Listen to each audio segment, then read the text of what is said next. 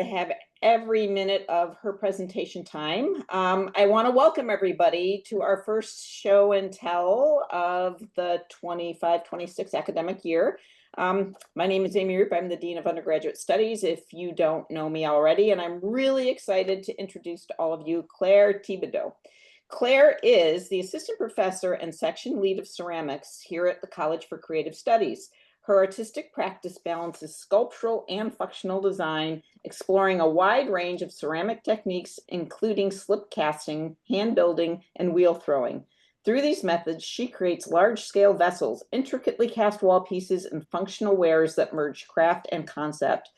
Thibodeau earned her MFA in ceramics from Cranbrook Academy of Art in 2022, focusing on sculptural ceramic forms. She received her BFA in ceramics from Alfred University in 2015, establishing a foundation rooted in material exploration and technical expertise.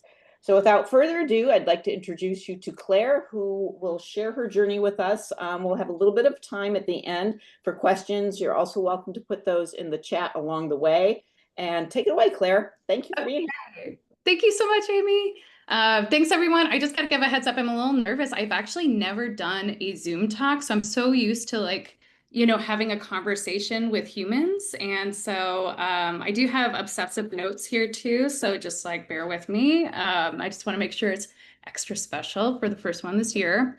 But yeah, we'll go ahead and get started. I really wanted to discuss this kind of more like a through line of my practice of concepts and ideas, not necessarily, I learned this skill, but more sort of the storyline of how I got to this place thinking about design and rhythm and history, craft, and women's work. So I really want to kind of create the, how that gelled through time. That's really what I'm going for here. But it's always going to start with, oh, it's not working. Okay, there we go. It's going to start with, I was raised in Amherst, Massachusetts, and I had two artist parents. My dad's an oil painter, and my mom is a fiber artist and a nurse. But really, I think I learned a lot from her. So a typical night from her would be, looking over her shoulder while she was knitting, and then she would let me take a turn. And then when I wasn't looking, she would take it away and redo the line. So I really had this engaging childhood that was based in patience and rhythm and process and care. And really our home was filled with a lot of sensitivity to color and design and questioning and process. And I think that that really carries through to my work today. That sense. But it was really clear from a young age, I was not meant for the cleaner mediums. I was really physical and I was really tactile. So I like to say my first performative pieces were really taking the gardening hose into the sandbox and rolling around in my clothes. So I think that that, is really actually the fruition of a lot of these works. But I had a wonderful high school teacher. I actually started ceramics in high school. And I just had a wonderful high school teacher, Heather Hartle, that really encouraged me to apply for art school. I wasn't quite sure what I wanted to do. I think I was a typical 18-year-old, as we're all very familiar with. And she really encouraged me to go to Alfred University, and I applied and I got in. And it really just changed everything. My education was really distinctly Bauhaus style. So it was integrating art and craft and technology and conceptual backing.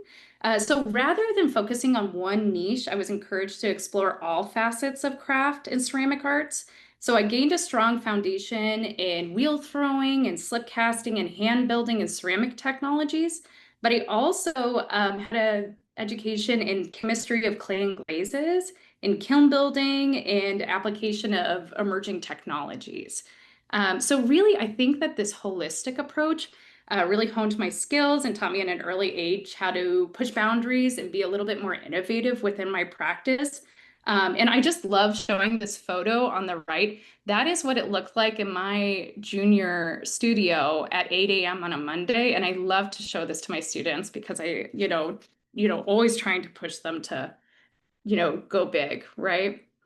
But honestly, the root of my education was just a really strong sense of purpose and community and openness for teaching others. So it was an inclusive environment for all, and it showed me the immense power of what can be accomplished through a united environment. And I think that's really the root of what I want to bring to ceramics here at CCS, just that sense of community and teaching each other. And I really think that I learn from my students as much as they learn from me. And that just carries on throughout my whole life. A really influential moment within my practice was when Janine Antoni came my junior year at Alfred University, and she was looking for some wheel throwers to help her with this new body of work called Hearth, where she was taking female pelvic bones and using them as ribs on the wheel. She didn't have any wheel throwing experience, so she selected a few artists to work with her, and I was selected. And I think it's really funny because I went against a bunch of really kind of like, intense wood kiln dudes, and I showed up with flip-flops on, and somehow I got chosen to be her assistant. But she really brought in these themes of nourishment for both external and internal. But these vessels acted as a womb, but also a bowl. So they were being held and they were holding and giving and receiving. And she really influenced the way I think about the body and material and process. So everyday actions such as chewing and mopping and walking could be powerful artistic gestures. So I could see that labor and care could become meaningful forms of expression. And I just became fascinated with this intersection of performance and object. So transforming intimate bodily experiences into powerful reflections on identity, memory, and connection. But this was a huge moment for me. Antoni really encouraged me to embrace vulnerability and to explore that physicality of making and the language itself of being a maker. So simultaneously, I was working on, functional wares. I had that black and white patterning starting from an early age, but I was thinking about raw material of clay and the natural process, letting the material kind of speak for itself and discuss that history of the material and the makers. I really loved this sense of delicacy that raw porcelain had and the fragility and how it interacted with viewers and how people would kind of walk on eggshells around these highly detailed, delicate raw porcelain pieces that were not fired. Um, and also, the sense of reclaiming in ceramics really has a powerful metaphor as well, which is, we're taking this natural material from the ground and digging it up, processing it. And before firing, we can reclaim it and create this cyclical cycle of making, right? You can take your clay, build an object, it can dry out, you can crush it up and bring it back into a workable state again. So it has this sense of, again, like a life of itself where, it takes all, different, it can take any different form, it's malleable. But it's not until we fire it that it becomes permanent. And one of the, I think it's kind of controversial in ceramics is that in our contemporary processing, sorry, my lights turn off every 20 minutes. In contemporary ceramics, we can make pretty much permanent pieces at this point. If what we're creating at CCS here can last up to 20,000 years outside, that's a huge deal. So there is this kind of godlike complex of making a permanent object. And I just really was resonating with that. But it's also once you fire the piece, there's a sense of fragility too, right? It's got this permanent state, but also in a fleeting moment, you can drop it and it breaks and it loses its significance. So really honing in on kind of this metaphor of life and permanence and impermanence. And yeah, yeah, and really kind of embodies this history of ceramic craft makers and bringing in this sense of women's work and the hands that were making before. So after a year of being out of Alfred, I went to Syracuse University to do a post-bac, and I continued my work in raw clay. This manifested in performative pieces, so I was really discovering and researching senses of time, labor, repetition, and meaningful movements that could be captured in clay.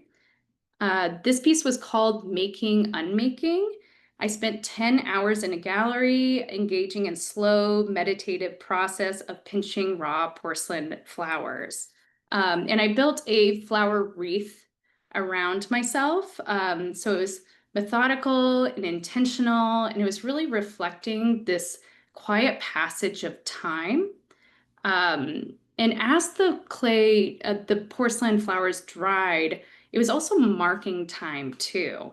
And this process became really personal and a physical ritual. And it was kind of emulating the same sense of a funerary wreath wilting over time. And once the wreath was completely dried, I gathered it and used my body to crush it, transforming the flowers back into a raw, dried clay porcelain. And this act of unmaking became a powerful metaphor for just the cyclical nature of creation and destruction.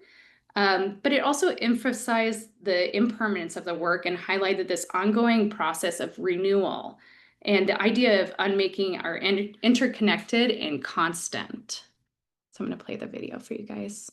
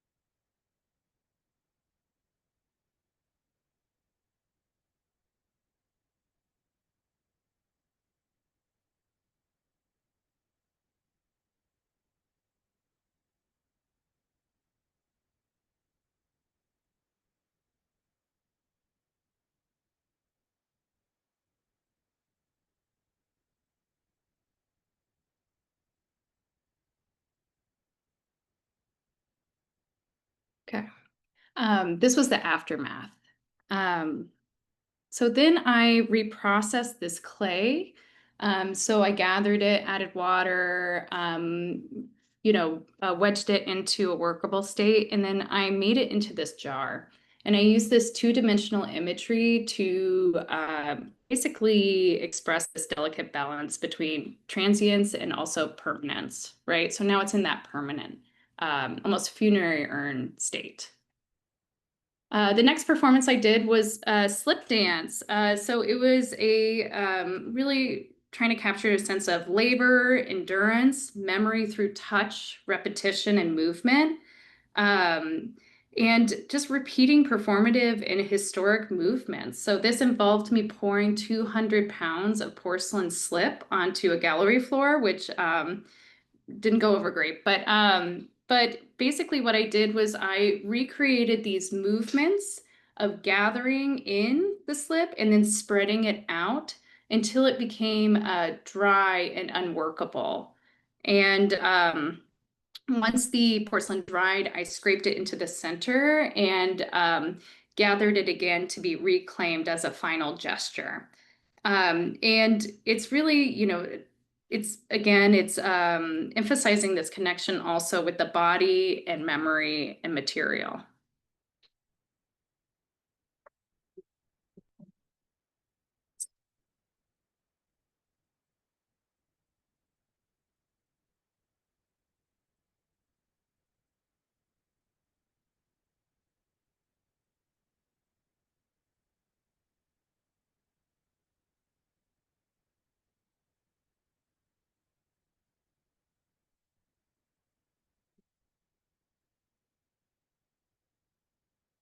After that time, I doubled back into my background in weaving and fiber arts, and I really wanted to, combine these themes, but more so looking at wearable fashion and also tapestry. So tapestries are always something that seems to come through within my practice, and it manifests in a lot of different ways. So I began to um, tie these feelings by combining ceramic beads and weaving them on a loom, which involved its own feat for sure, with just weight and the sense of tension that happens with fiber art on a loom. And I created a black shawl. So the shawl was 75 pounds of black porcelain beads, and it was really exploring these meaningful movements between maker and material. But I have this quote here that I wrote for it. It's the shawl, a congenial and domestic vessel, holds connotations to the body, draping it in the weight of history and labor, connecting personal expression with collective memory. So for me, this piece also really symbolizes the weight of emotions and a weight of grief and how it can be all encompassing. And I'm really thinking about gravity of love and loss and really just innate human emotions in that way. It also was directly inspired by women's labor and craftsmanship. So, in a way, it was also honoring having these movements that emulated these repetition and processes. Was, honoring their resilience and contributions and where I am today. Um, and also just capturing that physical labor and emotional toll that we have as creative makers. So I moved to California after that, and I wanted to go back into more utilitarian and more functional vessels. So I began to develop these hollow casted vessels that capture familiar movements and invited interaction. So these are basically like pillows. They're ceramic pillows, so they're lightweight and balanced. But I wanted to have this sense of movement where you would be lifting it, almost reenacting the sense of serving, and that there would be this duality between using them and being around them and having this presence or this autonomy that the actual piece had. And it was really, yeah, again, offering the sense of movement and offering. And honestly, I always love to bring it back to the raw state because it really captures that sense of making and then to fruition. Down my things. And the black and white aesthetic continues to hold that emotional weight. And, it has this like elegance, it's serious, it's memory, it talks about absence, but also it's very traditional. This fabric patterning, it resonates with, the cyclicality of the cycles, but also I think about domestic, right? It reminds me a lot of pillows and garments and something that's familiar, but also very visually striking. So all of these are hand freeform carved, and I inlay a black slip. So they have this really raw, soft feel of the material with them. These pieces brought me to Cranbrook, where I wanted to continue making more vessel-based pieces and focus a little bit more on design, except I don't really know if I knew that yet. And I was still channeling my interests in volume, interaction, design, and form, but I was looking at these semi-functional lines of vessels and jars. So these are really pushing scale, but also very bodily in a lot of ways. And really now all of a sudden, I think like this is really where it begins to manifest, where I got this interest in design. Um, but still capturing this sense of pattern work, but also creating these large scale vessels that were really interactive, right? And for me, when I created this piece, I was like, oh my God, it's like a bushel of peonies or it's a bush, right? But it's also a cushion. It almost acts like a cushion or a pillow in its way too, but it's also a jar. So it has this interaction between interior and exterior. And I honestly, I had a lot of interest in CAD and I wanted to move into tile works. As you can see, it was COVID time too, so there was a lot of time to focus. But I was really thinking about how can these manifest in a larger scale and almost become props or act as the actual object in, in an interaction. So I started with this piece called Window Bouquet, and it's really mimicking these domestic and congenial moments of, embracing or coming forward. It has this Art Deco feel.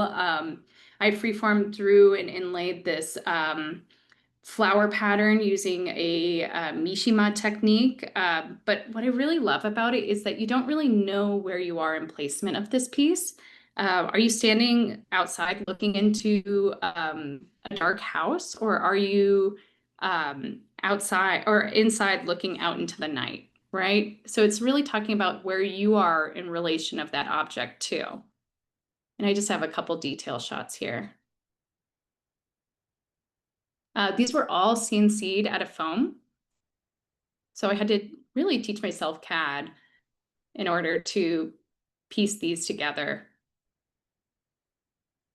And then they had to be transferred into, so there's 19 different tiles. And so I had to make 2-part plaster molds for each of them.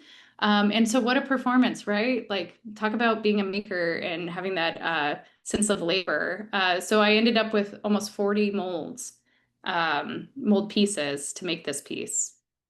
Here's a little action shot. You can see what it was like carving it.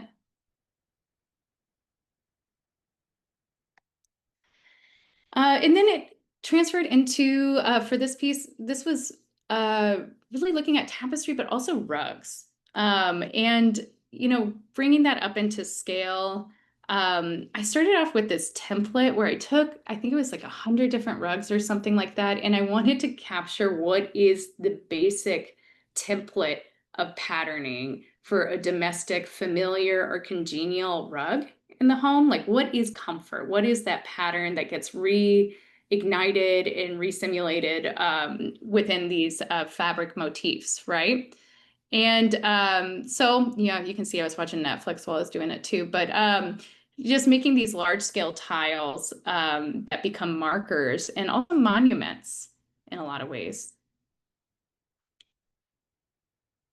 This one's called Hallway Rug. I love it. I also want to call it Tripping Hazard because I just think that's hilarious. But this was also, again, mimicking a hallway rug in the sense of like the rippling and this repetition and movement. So it's familiar, but it's also kind of uncanny in that zone where it's porcelain, but it's delicate, but it's permanent, but it's fragile. It's all the things. So I actually hand carved those. And they became this.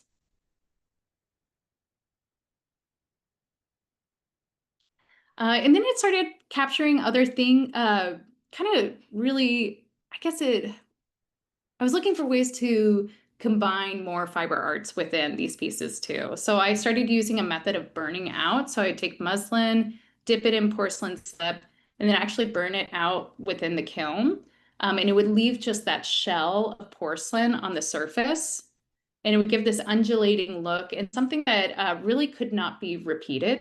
I was looking for those moments where I could capture that twisting of my hand or kind of patchwork laying in. And you can see just with ceramics, that's just an incredible amount of detail that was captured within there. And that's all just porcelain. Everything natural has been burnt out or fabric has been burnt out, but it just leaves this ghostly shell of this fabric. And honestly, it is a little, impermanent in that way because it's so fragile. It falls apart after time, as you can see on the right side. There's another example. I also was just thinking really hard about familiar tapestries too. So thinking about tassels and different hooks and different methods, which manifested into some portraiture work. So I'm sharing this one, which has this really jagged, almost mosaic feel where patterning is intersecting with an image. But also I have these burnt out tassels that are almost sweeping, like they're creating that movement, but they're also hard. So also discussion of hard and soft, where these tiles almost look like fabric. They almost have this softness to them, but they are all dense and hard and porcelain.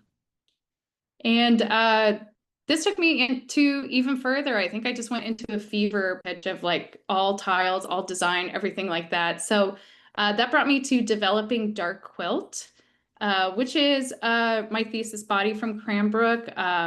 It consisted of over 750 individual tiles that were all hand cleaned, processed, carved, inlaid, whatnot. Some had holes within them that were drilled in just so you have this interior exterior feel. But you can kind of see here that there's, there's house plants embedded in there. So it's also this discussion of domestic truths, familiarity, congenial, patchwork quilts, but also creating a monument of these things and a marker in time, really. It's really a marker in time in a lot of ways.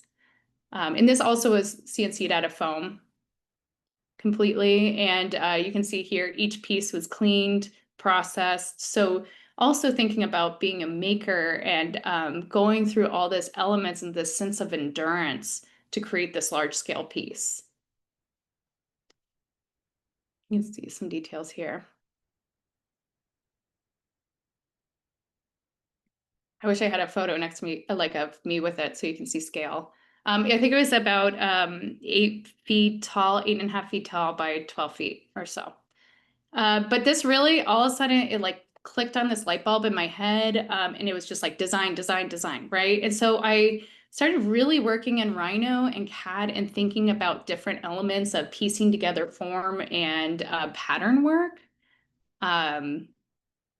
Just kind of getting really playful. And this is towards the end of my graduate studies at this time. So looking at all different tile patterns, trying to recreate. So looking at historic tile patterns and then bringing it into a contemporary space and kind of emulating some familiar uh, functional vessels or so. And then I got the sweet gig being an adjunct at the College for Creative Studies, which changed a lot of things in a lot of ways. I wasn't sure what I wanted to do after graduate school, but really one semester here, I decided I was like, nope, this is the place for me. And unfortunately, you guys are stuck with me as of now. So I think that was 2022 when I graduated. I got my first, adjunct position here. And it was just fantastic. It was being back in that educational environment with creative young minds and really just awesome, really just wonderful. But at the same time, I was still hooked on design, right? I was thinking about it. And then there was this missing piece to it. It was accessibility, right? All my works became so large, so monumental. And you know what happened was I would get to the end of the piece and then that was it. It got to this point where I would make the piece. Oh my gosh, it was this whole endurance, it was this whole dance. I felt this like, concentration for so long, and then it would go on a wall, and then that was it, and I kind of missed the fruition of what happened afterwards that I got with my performative pieces and with my utilitarian work. So my first year out of grad school, I hooked up with Detroit Month of Design with a Design Corps, and they really took a shot with me. And I decided I wanted to create this collaborative dinner uh, experience with all experimental, functional, but sculptural dishware. And so what I did was I created 350 pieces. I worked with another designer and I worked with the restaurant Marrow. And the whole concept was to have this collaboration of minds, right? So I would create these 350 pieces. I'd give them the forms and the number of items that they had. And we would have these 40 people dinner parties that were a ticketed event. And they would basically get a month to build a menu around these sculptural vessels. And so I gave them the number, the form, and the color. They got one of each item a month before, and then it was on them to create this whole immersive experience. And it really just was amazing in a lot of ways. So these front vessels here were reversible, where they were pedestal plates, but then you could flip them over and you could also have a liquid super so. These trio plates, and then the back ones were called boob plates, for fun. But even these small moments where we actually took bones from Marrow, because Marrow is a butcher shop and a, well-known restaurant here in Detroit, and then casted them and made those into vessels too. And then they specialty made these loaves of bread to also fit with the dishware too. And here's Eddie Bauer plating. It was also theatrical, right? We had a lot of talks and talk about function and form and the artistry going behind it. And then they were plating in front of everyone as well. It's beef tartare. And so this is Sarah Welch, and she is plating another piece that kind of acted as a painter's palette tray in a lot of ways, or that's how she decided to treat it. And these were all wheel thrown that were kind of wobbly, right? They didn't have a flat base on the bottom, so they moved around a lot, and they really invoked this sense of being held. You may recognize Ebby, our former head, was one of my best patrons. Came by. But again, yeah, and what I noticed about this experience is that people had these immensely intimate relationships with the pieces that they used versus something else on the table, right? So people would, especially for these orb pieces where they had to hold them close and have this intimate engagement with eating, they didn't want to let it go. So we had to promise and tag them and make sure that they got the exact piece that they used within that experience. And the food was amazing. You can see on this guy's face, it was really nicely plated and lovely.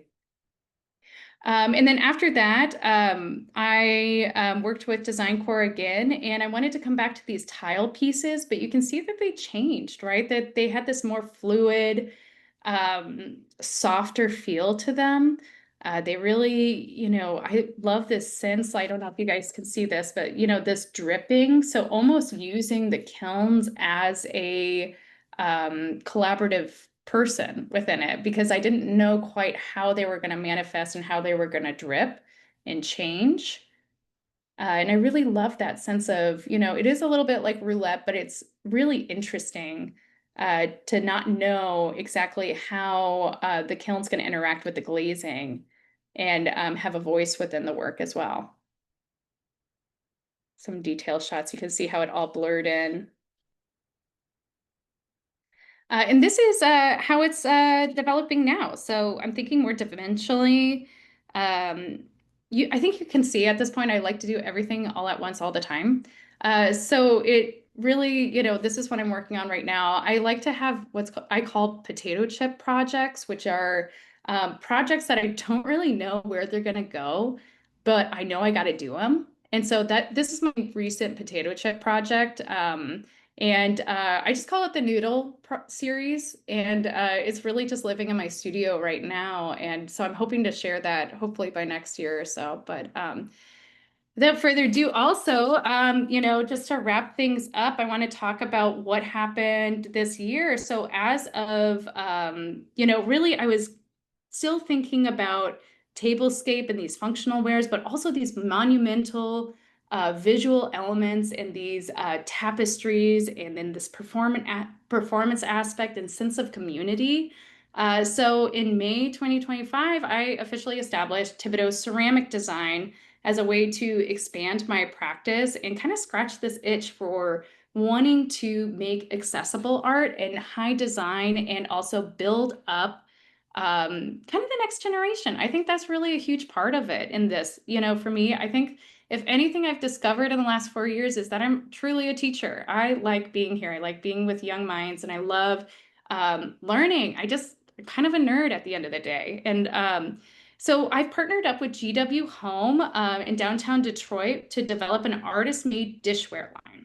And I really love their initiative of, again, just making artwork accessible for Detroiters, right? In a lot of ways, people want to have art in their home, but they don't quite know where to go. And, for me, it's like I've always been truly kind of a dirty artist over here and putting things in galleries and different places like that. But I wanted it to be I wanted that extra life, right? Remember I was talking about like, okay, that's the thing. There it is. Okay, bravo, bye. I wanted that next step, which is like it goes into people's homes, it's usable art, it's functional, there's a sense of love, of ceremony, of ritual.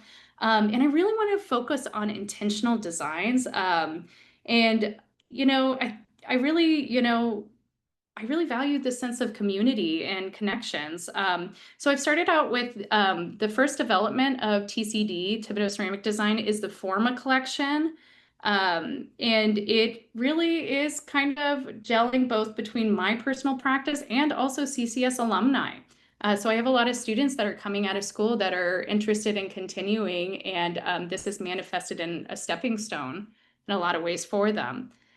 You can see this is actually on the left side is May, this last May. So while you guys were all on the beach hanging out and enjoying your summers, this is what I was doing. And on the right side is what it was as of September. So we built the whole infrastructure.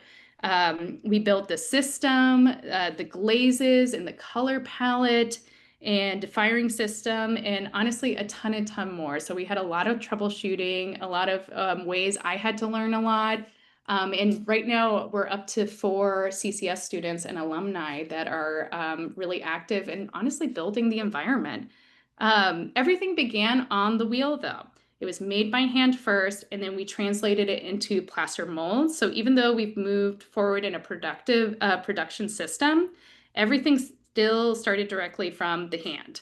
And in a lot of ways, the Forma collection has grown beyond just me and my practice. It's a space where everyone has a voice and an input and creates a really amazing creative environment. And yeah, it's been a kind of a blast.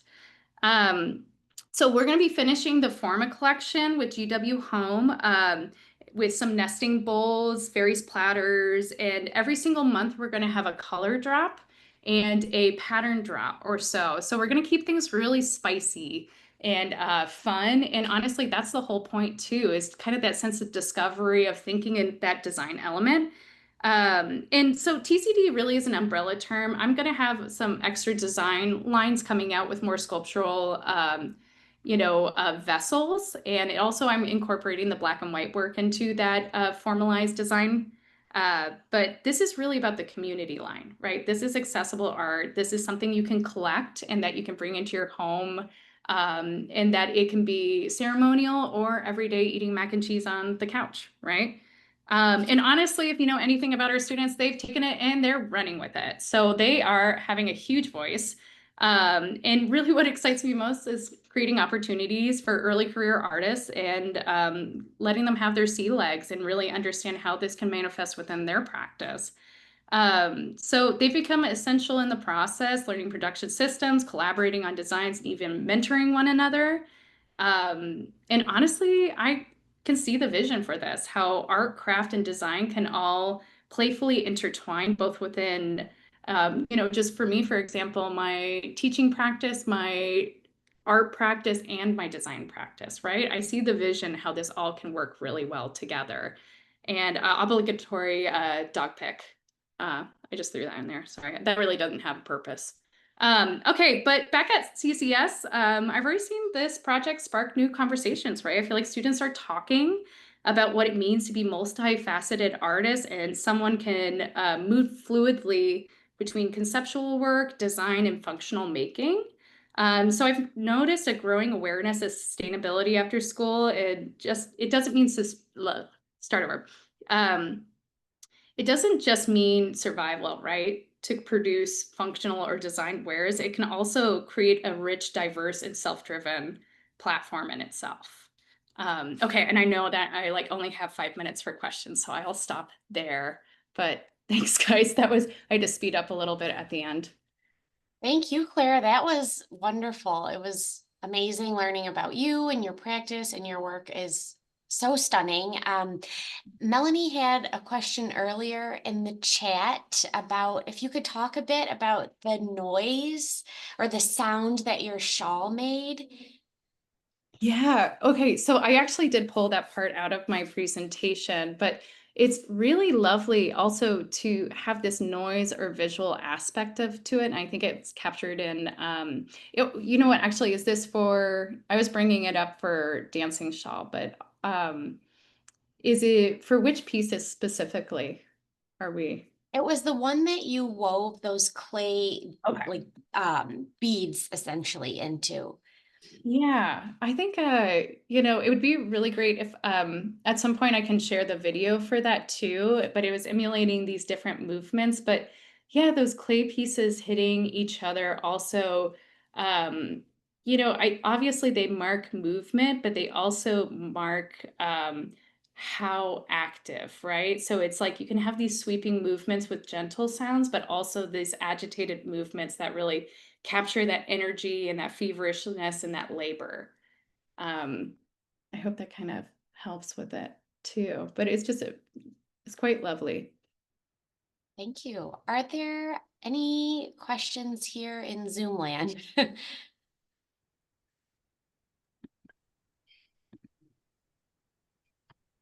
Ian? Okay, Claire, I've got about 100 questions I want to ask you. Cool. I actually don't know quite where to start, but it strikes me that your work is it's generative of new knowledge, which is really kind of the definition of research, and that you are being very experimental and I think you're really sort of pushing boundaries. And I particularly enjoy the documentation of your process through video, which is quite powerful. And there's many examples of how this really manifests itself as a kind of a narrative through your process. Have you considered ever, you speak about your work very well. Have you ever considered writing about your work? Oh, I don't know. Not yet. I think probably being in this new academic environment will, there'll be a conduit for it. But yeah, I think, one thing I really love is reading. And I think that what I really think about is just, history of craft, the sense of being a maker in women's work, but also something I actively talk to my students about is also where are we right now? What does it mean to be an artist right now? And I think that's what I'm really trying to resolve in myself too. How did all of these previous hands and processes and technologies lead into where you're at today in correlation with what's happening in the world right now too? So I think, I don't know, maybe I'm more of a rambler than I am a writer, but Not at all. I Not at think all. You're you're making right. excellent connections. Yeah. I mean, Uh, you speak to the history, but everything we know about early humans is through the kind of remains of stones and bones and ceramic objects. And you spoke to that right at the very start. It was superb. But I mean, I don't want to hog the conversation, but there's so much. I'd love to have a further conversation on this because oh yeah, I'd love we've to. really, Yeah, really sort of pushed this forward. yeah. Oh gosh, yeah. We could start a whole book club on this. Oh, we should. Yeah, we Right. should. I would love that. Yeah, Nadine. I would love the book if you guys did it. That would be great. Thank you for the presentation. I love your black and white palette and wonder what drew you to the black and white as a palette. And it's interesting to see that you're branching out a little bit more, but that palette is so great. So can you just talk a little bit about what drew you there and Yeah. if you'll continue to do that? You know what? That's really like the big question, which is like, why is it have to be black and white? And I think the easiest answer is I'm chromophobic.